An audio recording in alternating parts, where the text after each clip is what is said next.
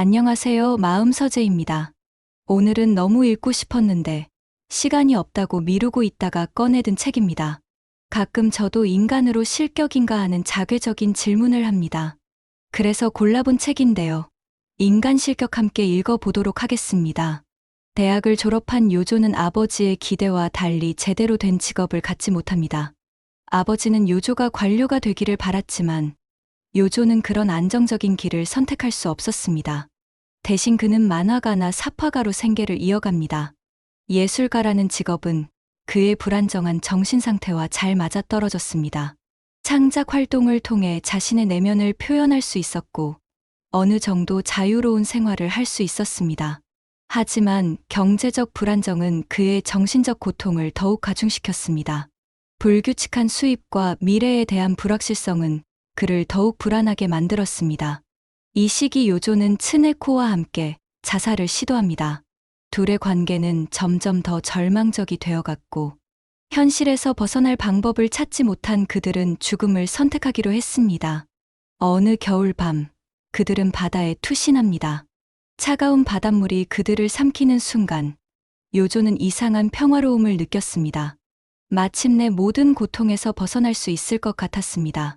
하지만 운명은 그들을 다르게 이끌었습니다. 요조만 구조되고 츠네코는 죽습니다. 요조는 자신만 살아남았다는 죄책감에 시달렸습니다. 왜 자신만 살아남았는지, 츠네코를 구하지 못한 자신이 과연 살 자격이 있는지 끊임없이 자문했습니다. 츠네코의 죽음은 요조에게 깊은 상처를 남겼고 그는 자신이 살인자라고 생각하게 되었습니다. 이 사건으로 요조는 자살 방조죄로 기소됩니다. 법정에서 그는 자신의 행동을 해명해야 했지만 자신도 정확히 왜 그런 선택을 했는지 설명할 수 없었습니다. 재판 과정에서 그의 사생활이 낱낱이 드러났고 이는 가족들에게 큰 충격을 주었습니다. 아버지와의 관계는 완전히 단절됩니다. 아버지는 요조를 가문의 수치로 여기며 더 이상 아들로 인정하지 않았습니다. 경제적 지원도 끊어졌고 요조는 이제 물질적으로도 정신적으로도 완전히 고립되었습니다. 절망에 빠진 요조는 술에 더욱 의존하게 됩니다. 처음에는 괴로움을 잊기 위해 마셨던 술이 이제는 삶의 전부가 되었습니다. 그는 아침에 일어나자마자 술을 마셨고 낮부터 취해서 하루하루를 보냈습니다. 술에 취해 있을 때만 츠네코의 죽음과 아버지의 분노, 그리고 자신의 미래에 대한 불안을 잊을 수 있었습니다. 하지만 술은 그의 상황을 더욱 악화시켰습니다. 알코올 중독자가 되어가는 자신을 보며 요조는 더욱 자괴감에 빠졌습니다. 거울에 비친 자신의 모습은 처참했고 건강도 급격히 악화되었습니다. 그는 자신을 인간 실격자라고 부르며 인간으로서의 자격을 스스로 박탈했습니다. 인간답게 살 수 없다면 차라리 인간이 아닌 존재가 되는 것이 낫다고 생각했습니다. 이때 요조는 시즈코라는 순진한 여자를 만납니다. 시즈코는 요조와는 정반대의 성격을 가진 여자였습니다. 순수하고 밝으며 세상에 대한 믿음을 잃지 않은 사람이었습니다. 시즈코는 요조를 진심으로 사랑했고 그를 구원하려 했습니다. 그녀는 요조가 술을 끊을 수 있도록 도왔고 새로운 삶을 시작할 수 있도록 격려했습니다. 잠시 요조는 시즈코와의 관계를 통해 희망을 찾는 듯했습니다. 시즈코의 순수함과 사랑이 그의 상처받은 마음을 치유해주는 것 같았습니다. 그는 시즈코와 함께 있을 때만은 자신도 평범한 사람이 될 수 있다고 느꼈습니다. 그들은 결혼을 약속했고 함께 새로운 삶을 꾸려나가기로 했습니다. 시즈코의 사랑을 통해 요조는 자신도 사랑받을 자격이 있는 인간이라는 것을 깨달았습니다. 하지만 이런 행복도 오래가지 못했습니다. 시즈코마저 다른 남자에게 유린당하는 사건이 발생합니다. 요조가 잠시 집을 비운 사이 한 남자가 집에 들어와 시즈코를 강제로 범했습니다. 시즈코는 이 일을 요조에게 털어놓았고 요조는 큰 충격을 받았습니다. 그는 시즈코를 지켜주지 못했다는 죄책감에 시달렸습니다. 더 큰 문제는 시즈코에 대한 요조의 감정이 변하기 시작했습니다. 1948년 6월 13일 다자이 오사무는 타마강에서 애인 야마자키 도미에와 함께 투신 자살합니다. 그로부터 한 달 전 그는 자신의 마지막 작품 인간 실격을 탈고했습니다. 이 작품은 단순한 소설이 아니라 한 인간의 영혼이 토해낸 고백록이었습니다. 다자이는 이 작품에서 인간이라는 자격을 스스로 박탈당한 한 남자의 이야기를 통해 전후 일본 사회의 허위와 인간 존재의 근본적 고독을 해부해냅니다. 주인공 오바, 요조의 삶은 다자이 자신의 삶과 기묘할 정도로 겹쳐지며 독자들은 이 작품이 허구와 현실 사이의 경계를 흐릿하게 만드는 묘한 매력에 빠져듭니다. 소설은 화자가 우연히 발견한 세 장의 사진에 대한 묘사로 시작됩니다. 첫 번째 사진 속 어린아이는 기괴한 웃음을 짓고 있습니다. 그 웃음은 자연스럽지 않고 어딘가 자기적입니다. 아이의 눈은 웃고 있지만 그 깊숙한 곳에는 형언할 수 없는 공포가 도사리고 있습니다. 두 번째 사진의 대학생은 미남이지만 어딘가 불안해 보입니다. 깔끔한 옷차림과 단정한 외모 뒤에 숨겨진 무언가가 있다는 것을 직감할 수 있습니다. 세 번째 사진의 중년 남자는 추악하게 변해 있습니다.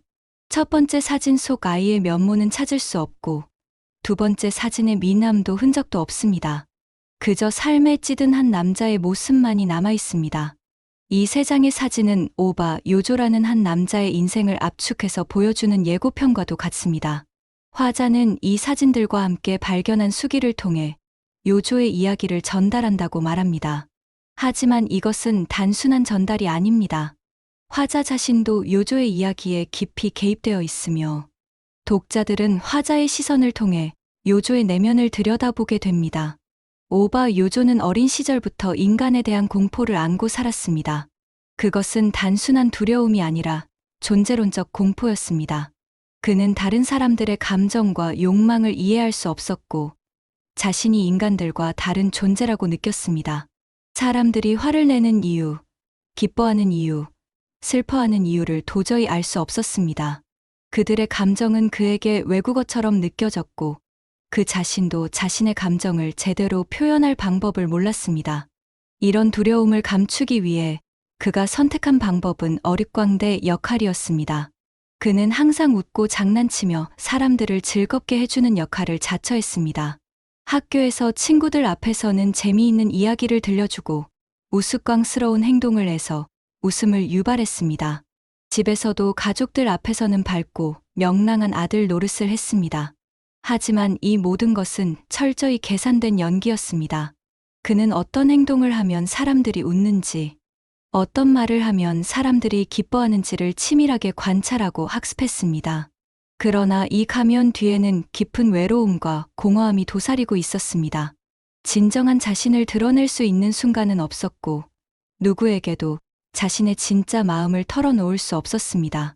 그는 자신이 연기하는 어릿광대가 진짜 자신인지 아니면 그 뒤에 숨어있는 공허한 존재가 진짜 자신인지 알 수 없었습니다. 요조의 가족은 부유한 지주 가문이었지만 그에게 가정은 따뜻함과는 거리가 먼 곳이었습니다. 아버지는 권위적이고 냉정했으며 정치적 야망을 품고 있었습니다. 아버지는 요조에게 큰 기대를 걸고 있었지만 그것은 아들에 대한 사랑이라기보다는 가문의 명예를 위한 투자에 가까웠습니다. 어머니는 존재감이 희미했고 아버지의 그늘에 가려져 있었습니다. 형제들과도 진정한 소통은 없었습니다. 그들은 각자 자신의 길을 걸어가고 있었고 요조는 그 속에서 점점 더 고립되어 갔습니다. 요조는 가족들 앞에서도 어릿광대 노릇을 해야 했습니다. 아버지가 기뻐할 만한 이야기를 만들어내고 어머니가 안심할 수 있는 모습을 보여주었습니다. 하지만 그 누구도 요조의 진짜 마음을 알려고 하지 않았고 요조 자신도 자신의 마음을 드러낼 용기가 없었습니다. 그는 자신을 인간이 아닌 존재로 여기며 살아갔습니다. 중학교 시절 요조는 다케이치라는 그부에게 자신의 가면을 들켜버립니다. 어느 날 요조가 평소처럼 우스꽝스러운 행동을 하고 있을 때 다케이치가 그에게 다가와 너 일부러 그러는 거지? 라고 물었습니다. 그 순간 요조는 온 세상이 무너지는 것 같은 느낌을 받았습니다. 자신의 유일한 생존 수단이었던 가면이 벗겨진 것입니다. 하지만 동시에 요조는 자신을 이해하는 사람이 있다는 것에 기묘한 안도감을 느끼기도 했습니다. 처음으로 자신의 진정한 모습을 본 사람을 만난 것입니다. 고등학교를 졸업한 요조는 도쿄의 대학에 진학합니다. 시골에서 벗어나 대도시로 온 것은 그에게 새로운 가능성을 제시하는 것처럼 보였습니다. 아버지로부터 받는 생활비는 넉넉했고 자유로운 대학 생활이 그를 기다리고 있었습니다. 하지만 요조의 내면은 여전히 공허했고 새로운 환경이 그의 근본적인 문제를 해결해 주지는 못했습니다. 도쿄에서 그는 새로운 형태의 타락을 경험합니다. 술과 담배, 그리고 여자들과의 방탕한 생활에 빠져듭니다. 처음에는 호기심과 해방감이 그를 이끌었지만 점차 이런 생활이 습관이 되어갔습니다. 그는 밤새 술을 마시고 낯선 여자들과 시간을 보내며 방탕한 생활을 이어갔습니다. 하지만 이 모든 것도 결국 자신의 공허함을 메우려는 필사적인 노력에 불과했습니다. 술에 취해 있을 때만 잠시 자신의 고통을 잊을 수 있었고 여자들과 함께 있을 때만 외로움을 달랠 수 있었습니다. 요조는 호리키라는 선배를 만나면서 본격적인 퇴폐의 길에 들어섭니다. 호리키는 교활하고 이기적인 인물로 겉으로는 친근하고 매력적으로 보였지만 속으로는 다른 사람들을 이용하는 데 능숙했습니다. 그는 요조의 순진함과 경제적 여유를 눈치채고 그를 술집과 여자들이 있는 곳으로 이끌었습니다. 호리키는 요조에게 인생을 즐기라고 말하며 쾌락적인 삶을 부추겼습니다. 요조는 호리키를 혐오하면서도 그를 따라다녔습니다. 호리키의 교활함과 이기심을 분명히 인식하고 있었지만 동시에 그에게서 벗어날 수 없었습니다. 호리키는 요조에게 유일한 동반자 같은 존재였고 그와 함께 있을 때만 자신이 완전히 혼자가 아니라는 느낌을 받을 수 있었습니다. 호리키 역시 요조의 약점을 이용해 자신의 이익을 챙겼습니다. 술값을 요조에게 떠넘기고 여자들과의 만남에서도 요조를 이용했습니다. 이들의 관계는 서로를 이용하는 기형적인 우정이었지만 요조에게는 그것마저도 소중한 인간관계였습니다. 이 시기 요조는 츠네코라는 여자와 만납니다. 츠네코는 이미 다른 남자와 동거하고 있었지만 요조와 관계를 갖게 됩니다. 그녀는 요조처럼 상처받은 영혼을 가지고 있었고 둘은 서로의 아픔을 이해하는 듯했습니다. 츠네코와의 관계는 요조에게 처음으로 진정한 사랑을 경험하게 해주었습니다. 그녀 앞에서는 어릿광대 역할을 하지 않아도 되었고 자신의 진짜 모습을 보여줄 수 있었습니다. 하지만 이들의 관계는 서로의 외로움을 달래주는 일시적인 위안에 불과했습니다. 츠네코는 자신의 현실적인 문제들로 인해 고통받고 있었고 요조는 그녀를 구해줄 수 있는 능력이 없었습니다. 요조는 츠네코를 통해 잠깐의 안식을 얻었지만 근본적인 문제는 해결되지 않았습니다. 오히려 사랑이라는 새로운 감정을 경험하면서 더욱 복잡한 고통을 느끼게 되었습니다. 대학 생활에서 요조는 마르크스주의에 관심을 보이기도 합니다. 당시 일본의 많은 지식인들이 그랬듯이 요조도 좌익 사상에 매료됩니다. 사회주의 이론서를 읽고 좌익 학생들과 어울리며 사회 변혁에 대한 이야기를 나누었습니다. 잠시 그는 이념을 통해 자신의 존재 의미를 찾을 수 있을 것 같았습니다. 사회를 바꾸는 일에 참여한다면 자신의 공허한 삶에도 의미를 부여할 수 있을 것 같았습니다. 하지만 그에게 이념도 결국 자신의 공허함을 채우려는 또 다른 시도일 뿐이었습니다. 그는 진정한 신념을 갖지 못한 채 단지 소속감을 느끼고 싶어서 좌익 활동에 참여했습니다. 다른 학생들이 열정적으로 토론하고 활동할 때 요조는 겉으로는 동참하지만 속으로는 여전히 공허함을 느꼈습니다. 그는 자신이 진정으로 믿는 것이 무엇인지, 무엇을 위해 살아가야 하는지를 여전히 알지 못했습니다. 대학을 졸업한 요조는 아버지의 기대와 달리 제대로 된 직업을 갖지 못했습니다. 그는 만화가나 사파가로 생계를 이어갔습니다. 예술가라는 직업은 그의 불안정한 정신 상태와 잘 맞아떨어졌습니다. 하지만 경제적 불안정은 그의 정신적 고통을 더욱 가중시켰습니다. 이 시기 요조는 츠네코와 함께 자살을 시도했습니다. 둘은 바다에 투신했지만 요조만 구조되고 츠네코는 죽었습니다. 이 사건으로 요조는 자살 방조죄로 기소되었고 아버지와의 관계는 완전히 단절되었습니다. 아버지는 요조를 가문의 수치로 여기며 더 이상 아들로 인정하지 않으셨습니다. 요조는 이제 경제적으로도 정신적으로도 완전히 고립되었습니다. 그는 낮부터 술을 마시며 하루하루를 보냈습니다. 알코올 중독자가 되어가는 자신을 보며 요조는 더욱 자괴감에 빠졌습니다. 그는 자신을 인간 실격자라고 부르며 인간으로서의 자격을 스스로 박탈했습니다. 이때 요조는 시즈코라는 순진한 여자를 만났습니다. 시즈코는 요조를 진심으로 사랑했고 그를 구원하려 했습니다. 잠시 요조는 시즈코와의 관계를 통해 희망을 찾는 듯 했습니다. 하지만 시즈코마저 다른 남자에게 유린당하는 사건이 발생했습니다. 요조는 시즈코를 지켜주지 못했다는 죄책감에 시달렸습니다. 시즈코와의 관계마저 파탄난 요조는 완전히 몰락했습니다. 그는 약물에 손을 대기 시작했고 정신적으로도 육체적으로도 피폐해졌습니다. 주변 사람들은 요조를 정신병원에 입원시켰습니다. 정신병원에서 요조는 자신이 완전히 인간 사회에서 격리되었다는 것을 깨달았습니다. 병원에서 요조는 자신의 삶을 되돌아보았습니다. 그는 자신이 평생 추구해온 것이 무엇이었는지, 왜 이렇게 살아야 했는지를 고민했습니다. 하지만 명확한 답은 없었습니다. 그는 단지 자신이 인간이 아니라는 것만을 확신했습니다. 인간들의 감정과 욕망을 이해할 수 없었고, 그들과 진정한 소통을 나눌 수 없었던 자신을 인간 실격자라고 규정했습니다. 요조는 자신의 수기를 이렇게 마무리했습니다. 지금 나는 행복하지도 불행하지도 않다. 다만 모든 것이 흘러가고 있다. 이는 체념인 동시에 일종의 깨달음이기도 했습니다. 그는 더 이상 인간이 되려고 노력하지 않겠다고 선언했습니다. 수기가 끝난 후 화자는 요조를 알고 있던 바텐더의 증언을 소개했습니다. 바텐더는 요조를 순수한 사람이라고 평가했습니다. 그는 요조가 나쁜 사람이 아니라 너무 순수해서 세상에 적응하지 못한 사람이라고 말했습니다. 이는 요조 자신의 자기 평가와는 대조적이었습니다. 바텐더의 증언은 독자들에게 요조에 대한 다른 시각을 제공했습니다. 요조는 자신을 괴물이라고 여겼지만 타인의 눈에는 단지 상처받은 순수한 영혼으로 보였습니다. 그의 삶을 단순히 실패나 타락으로만 볼 것이 아니라 순수함이 세상과 충돌한 결과로 볼 수도 있다는 것입니다. 이런 시각의 차이는 인간 존재의 복잡성을 보여주며 독자들로 하여금 요조의 삶을 더욱 깊이 생각해보게 만듭니다. 인간 실격은 단순한 자전적 소설이 아니라 인간 존재의 보편적 고독과 소외를 그린 작품입니다.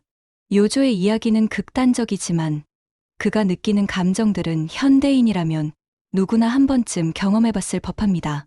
타인과의 소통에 대한 갈망, 진정한 자아를 숨기고 사회적 가면을 써야 하는 고통, 소속감에 대한 절망적 추구, 사랑하는 사람을 지키지 못하는 무력감 등은 오늘날에도 여전히 유효한 주제들입니다.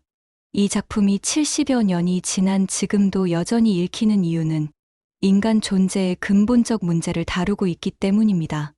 요조의 고백은 우리 자신의 내면을 들여다보게 만드는 거울과 같습니다.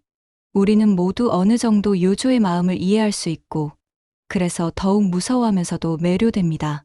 현대 사회에서도 SNS를 통해 가면을 쓰고 살아가는 사람들, 진정한 자아를 찾지 못해 방황하는 사람들, 타인과의 진정한 소통을 갈망하는 사람들이 요조의 이야기에서 자신의 모습을 발견합니다. 다자이 오사무가 생명을 걸고 써낸 이 고백록은 결국 인간이라는 존재의 본질적 외로움에 대한 가장 절절한 증언이 되었습니다. 결국 인간 실격은 우리에게 묻습니다. 과연 정상적인 인간이라는 것이 무엇인지, 사회가 요구하는 인간의 모습과 개인의 진정한 자아 사이의 괴리를 어떻게 극복해야 하는지를. 요조는 그 답을 찾지 못했지만 그의 절절한 고백을 통해 독자들은 자신만의 답을 찾아갈 수 있을 것입니다. 이것이 바로 인간 실격이 명작으로 남아있는 이유이자 다자이 오사무가 우리에게 남긴 가장 소중한 유산입니다. 여러분도 요조처럼 가면을 쓰고 살아가고 계신가요? 진정한 자아와 사회적 페르소나 사이에서 고민하고 계신가요? 저는 고민하지는 않습니다. 이 가면이 없었다면 살아갈 수 없었을 것 같습니다. 그 가면을 벗었을 때가 7살 그리고 중학교 시절이 아니었을까요? 소위 말하는 사춘기 말입니다. 인간 실격, 그것은 상처받은 순수한 영혼에 대한 이야기였습니다. 댓글로 여러분만의 인간 실격 경험을 나눠보세요. 재미있으셨나요? 저도 영상을 만들면서 여러 번 듣고 있는데 들을수록 깊은 의미를 알게 되는 것 같습니다. 이 영상이 도움이 되셨다면 엄지척 좋아요를 눌러주세요. 저 혼자 좋아하고 있는 거 아니겠죠? 함께 읽고 싶은 책이 있다면 댓글로 달아주세요. 제일 먼저 영상 만들어 볼게요. 다음에는 또 어떤 문학 작품으로 여러분의 마음을 흔들어 놓을지 기대해 주세요. 감사합니다. 안녕히 계세요.